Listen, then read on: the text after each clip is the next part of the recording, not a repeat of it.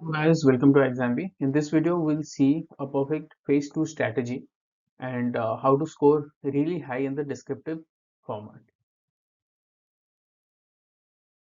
First of all हम देख लेते हैं एक बार कि कितने टाइप के क्वेश्चंस आते हैं, कितने वेरिएशंस के क्वेश्चंस आते हैं। तो as per the last years trend इस साल भी हम वही एक्सपेक्ट करेंगे कि दोनों जो पेपर है आपका ESI and insurance and management, ये दोनों पेपर्स में variety of questions will be there. यहाँ जैसे कि 7.5 मार्कर्स था, 5 मार्कर्स था, 10 मार्कर्स था, 20 मार्कर्स था, एंड यहाँ पे न्यूमेरिकल्स जो डेटा इंटरप्रिटेशन टाइप सेट्स भी थे। और विद इन 5 मार्कर्स में हम देखेंगे कि 5 मार्कर्स में भी उन्होंने दो क्वेश्चन पूछा था, मतलब आप मान के चलो कि ढाई ढाई मार्क्स के क्वेश्चंस भी थे। तो इतने वैरायटी ऑफ क्वेश्चंस आते हैं। तो ऑफ कोर्स जहाँ पे हम देखेंगे तो वैरायटी ऑफ क्वेश्चन जितने आते हैं वो अगर ज्यादा होते हैं तो आपका पेपर भी उस हिसाब से लेंदी होता है, राइट? आपका पेपर लेंदी हो जाता है।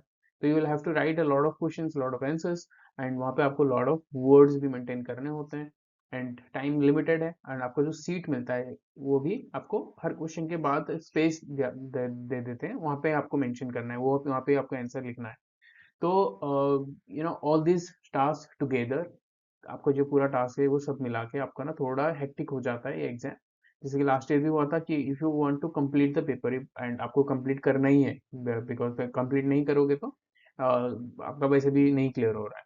तो when you are completing the paper, तो आप एकदम मतलब क्या बोलते हैं, सो टाइम के साथ लड़ना वैसे ही करना पड़ेगा। तो लेकिन इससे आप क्या कर सकते हो, इससे बचने के लिए आप क्या कर सकते हो? Will discuss in details. First of all मैं आपको बता देता हूँ कि the paper is going to be very lengthy. Last year क्या था, ESI paper was not that lengthy, but जब हम इंश्योरेंस एंड मैनेजमेंट पे आ गए, ये दो पार्ट्स में क्वेश्चन करके उन्होंने पूछा, देन दिस पर्टिकुलर पेपर, तो दैट वाज वेरी लेंथी। ठीक है, even lot of people struggle to complete the paper.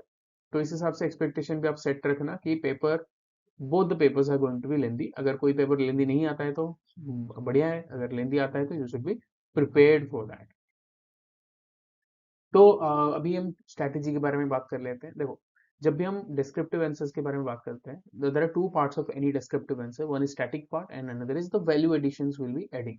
So please remember, apart from the government schemes on insurance schemes, you will not be getting any current affairs based questions in your exam. जो भी पूछा जाएगा those will be from the static part, those will be from the syllabus। जैसे यहाँ पे आप देख सकते हो तो syllabus है, तो यही syllabus के पॉइंट से ही आपको क्वेश्चन पूछा जाएगा। Economic growth, business cycles, insurance penetration, यहीं से क्वेश्चंस आएंगे। Every part of the syllabus, economic reforms, IDA, role of an actuary, detariffing क्या होता है, इंश्योरेंस रेगुलेशंस क्या क्या है, ऑल दिस एवरीथिंग। तो यहाँ पे हम फिर क्या करेंगे, how to prepare for that. तो जितने भी स्टैटिक पार्ट हैं on each part of the syllabus, ये मैं बस आपको इकोनॉमिक सोशल इश्यूज वाला दिखा रहा हूँ, वैसे इंश्योरेंस एंड वैसे ही मैनेजमेंट का आपको करना है। On each part of the syllabus you should have a content ready. तो कंटेंट रेडी रखना है आपको। एक तो भाई कंटेंट पढ़ लो, हमारे कोर्स में हम क्या करते हैं, आपको पीडीएफ देते हैं प्लस वीडियोस भी देते हैं। तो इस हिसाब से आप कंटेंट पढ़ लो, पहली बार पढ़ के उसे समझ लो, understand the content, then make notes out of it. आप छोटा सा नोट्स बना लो ताकि whenever you will have to look at this notes, तो आपको पूरा जो भी पढ़े हो वो याद आ जाए। तो ये क्या होता है, एक तो क्विक रिवीजन जो है, क्विक रिवीजन में बहुत हेल्प होता है। तो इस तरह से आप पूरा नोट्स बना लो, ठीक है, on each part of the syllabus. जैसे यहाँ पे आप देख रहे हो every part of the syllabus आपका ये से नोट्स बना लो। This task is going to be hectic, but once that is done, तो आप देखना कि you will be much prepared for this exam. Then आ जाता है आपका वैल्यू एडिशन। जैसे कि हमने एक पार्ट देखा, उस हिसाब से वैल्यू एडिशन भी आपको ऐड करने होंगे। सपोज इकोनॉमिक ग्रोथ है या इंश्योरेंस का impact on the social part of our country, तो वो वाला पार्ट है। तो इसमें क्या होगा, you need to have some value additions. उसमें वैल्यू एडिशंस में फैक्ट्स कुछ होगा, कि कुछ फिगर्स होंगे, कोई रिपोर्ट्स के फाइंडिंग्स होंगे, कोई इंडाइसिस होगा या कोई कोट होगा। तो all this things need to be arranged before the exam. तो ऐसा नहीं कि आप यहाँ पे एग्जाम में बैठ के ये सारी चीजें सोच लोगे। This is not going to happen. Value additions you will have to add in that note itself. तो वहाँ पे वैल्यू एडिशन आपको ऐड करने हैं। तो this is how you need to prepare for this part. Static part, just stick to the syllabus, then value addition part you will have to find it on your own। in our live classes हम आपको बहुत सारे ऐसे value editions वाले facts and figures बताते रहेंगे। And also जितने भी मॉडल आंसर्स आपको दिया जाएगा, वहाँ पे भी आपको ये वैल्यू एडिशंस वाले कुछ चीजें रहेंगे। And rest of the things you will have to find on your own as well. एक बार गूगल कर लोगे कोई पर्टिकुलर टॉपिक लेके, दो चार आर्टिकल्स पढ़ लोगे तो you will be finding lot of relevant statistics about this particular topic. तो this is how you know to prepare. एक तो स्टैटिक पार्ट हो गया, stick to the syllabus, syllabus के ईच पॉइंट को कवर करना है, उसका नोट्स बनाना है, then on that part value additions भी ऐड करने हैं. तो आंसर राइटिंग, उसके बाद आ जाता है answer writing. Once these things are done, ठीक है, आपका नोट्स बन गया, उसका वैल्यू एडिशंस हो गया, सब कुछ हो गया, then you need to start writing the answers. मतलब on each part of the syllabus, जैसे कि छोटे छोटे पॉइंट्स हैं उस पे आप आंसर्स लिखना शुरू करो. फ्रेम अ क्वेश्चन, अपने आप से क्वेश्चन फ्रेम करो. If you have any course, वहाँ पे आपको बहुत सारे क्वेश्चन भी मिल जाएंगे, जैसे हमारे कोर्स में we have given a lot of questions and answers.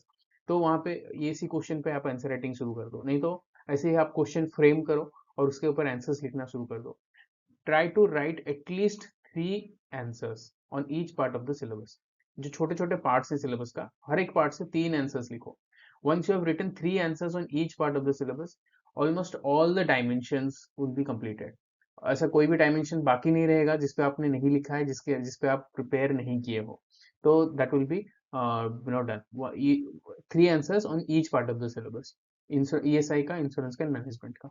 Then ये आंसर राइटिंग आपको मस्ट है, because this exam is very competitive. If you want to ace in this descriptive papers, you will have to write a lot of answers, ताकि आप जब exam में पहली बार लिखो तो ऐसा नहीं लगे कि मतलब यू आर स्टक समवेयर, कि आप लिख नहीं पा रहे हो. ऐसा नहीं है, ऐसा नहीं होगा. तो जब आप आंसर राइटिंग बहुत करके वहां पे जाओगे, then need to write the mock test, at least 3 mock tests you will have to write on each paper. On English, insurance and ESI, at least 3 mock tests from each of the papers you will have to write. Mock test से क्या फायदा है? एक तो जो content है, content revision हो जाता है आपका. And the second part is आपका जो राइटिंग फियर है वो चला जाता है. एंड वो जो न्यूनेस आपको लगेगा कि यहाँ नया क्या है, यहाँ पे पेपर देने आ गए, क्या फील हो रहा है, पेपर्स है, ये सब भी आपका चला जाएगा. तो you will have to write the mock test. वो जो एग्जाम एनवायरनमेंट बोलते हैं हम, exam environment, you will be acquainted with the exam environment. That is one of the most important parts of this exam. ठीक है, अभी हम देख लेते हैं कुछ राइटिंग टिप्स. जैसे कि आप अभी okay, you'll prepare the static parts, you will add the value additions. Now once you start writing, what are the things you need to take care, कि क्या क्या चीजें आपको याद रखनी है before writing any answers, we'll discuss. तो पहला है stick to the demand of the question. जो भी आपको क्वेश्चन में पूछा जा रहा है, you need to answer that specific part. ऐसा नहीं कि अगर आपको पूछा जा रहा है कि economic reforms related to insurance sector, ठीक है, तो ऐसा नहीं कि आप इकोनॉमिक रिफॉर्म्स जितने भी हैं वो सब लिख के आ गए, that answer will not be relevant. तो जो भी आपको डिमांड ऑफ द क्वेश्चन है कि इंश्योरेंस सेक्टर की रिफॉर्म्स पूछा जा रहा है, तो you will have to stick to the reforms that happened in the insurance sector alone. तो stick to the demand of the question. And value additions मैंने जैसे हमने डिस्कस कर लिया, ये reports, indices, facts, figures, findings, ये सब लिखना है. कहीं पे कोट्स आपको मिल जाएंगे. Everything you will have to add in each of the answers. Try to add this value additions in each answer, तभी जाके आप you will have that edge over other answers. Then handwriting, जैसे कि ये आपको pen and paper mode पे होने वाला है, तो hand writing matters a lot. लेकिन ये नहीं है कि you can not improve your handwriting overnight. This is not going to be possible. But आप क्या कर सकते हो, at least try to write legible, मतलब जो ऐसा लिखो कि कोई पढ़ पाए. ठीक है, जैसे कि यहाँ पे देखो फिगर्स अगर आप लिख रहे हो तो ऐसे ही लिखो फिगर्स, फिर आप यहाँ पे छोड़ दो थोड़ा स्पेस देके, फिर फाइंडिंग्स ऐसे करके लिखो, ताकि whoever will be reading your paper, तो उसको आसानी हो जाए पढ़ने में. तो जितना आसान उसका काम होगा उतना मार्क्स आपको अच्छे से मिलेगा. ठीक है, हैंडराइटिंग अभी से प्रैक्टिस करना है. अगर आपका हैंडराइटिंग अच्छी नहीं है तो try to give space between the words, ऐसे करके लेजिबल राइटिंग लिखने की कोशिश करो. ठीक है, देन आ गया, कोई पॉलिटिकल स्टैंड नहीं लेना है. Though the questions are not asked that way, लेकिन जबरदस्ती का कोई पॉलिटिकल स्टैंड नहीं लेना है. कोई पॉलिटिकल पार्टीज, पॉलिटिशियंस, ये सब मेंशन नहीं करना है. तो आप लगभग आपको पता ही होगा ये सब नहीं करना है. फिर भी आप अगर नहीं पता है, when you are writing practice कर रहे हो, नहीं तो आप मॉक टेस्ट लिख रहे हो, try to include these all things. ठीक है, पॉलिटिकल स्टैंड, पॉलिटिकल पार्टीज, ये सब कुछ नहीं करना है. Then end on a positive note. Whatever the question may be, you will have to end the answer always on a positive note. आपको अगर इंश्योरेंस पेनिट्रेशन का लो का रीजन पूछा जा रहा है, तो आप एंड पॉजिटिव नोट पे ही एंड करना, कि हाँ ये इश्यूज हैं, लेकिन अभी अभी ये सारे डिसीजंस लिया गया है, एंड वी आर एक्सपेक्टिंग कि ये जो इंश्योरेंस फॉर ऑल 2047 हम अचीव कर पाए। जैसे करके कुछ ना कुछ पॉजिटिव नोट पे आपको एंड करनी है। देन यूज हेडिंग्स एंड सब headings in your answers, lot of heading सब हेडिंग्स करना है आपको। और पेन एंड पेपर मोड है तो आप आराम से कर सकते हो, कोई दिक्कत नहीं, अंडरलाइन कर लेना जो भी हेडिंग्स आप यूज कर रहे हो। तो छोटे छोटे पार्ट, अगर आपको क्वेश्चन का दो डिमांड है तो दो डिमांड को अलग अलग हेडिंग्स में आप उसको बांट के लिखना, ताकि वो आपको स्ट्रक्चर्ड वे में दिखे and the person will be checking your answer, तो उसके लिए भी काम आसान हो जाए। ठीक है।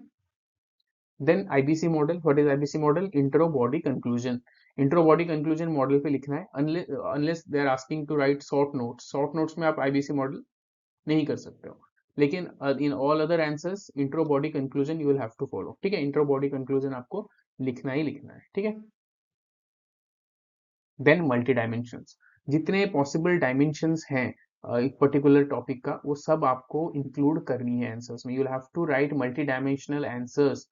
Like suppose it is asking कि impact of insurance sector on कोई भी कंट्री का इकोनॉमी, तो यहाँ पे इकोनॉमी पूछा जा रहा है, तो यहाँ पे आपको you will have to write multi dimensional answers sticking to the demand of the question. Economy पूछा जा रहा है तो all parts of economy you will have to mention. ठीक है। ऑन आप डेमोग्राफिक्स को मेंशन करके इकोनॉमिक्स को लिंक करके लिख सकते हो। तो this is how you need to write the multi dimensional answers. How जितने भी डायमेंशंस पॉसिबल है, try to include all the dimensions, and this thing will not come automatically in the exam. इसी thought पे when you have written your mock test, you have done answer writing practice, then only you can do this। तो ये सारी चीजों को आपको याद रखनी है, and include all these things in your writing practice and mock test, so that you will do wonders in the real examination। तो आई होप इस वीडियो से आपको कुछ नया सीखने के लिए मिला है। Like the video and do not forget to subscribe to our channel and press the bell. Prepare 50% faster with the exam. This is Amit signing off।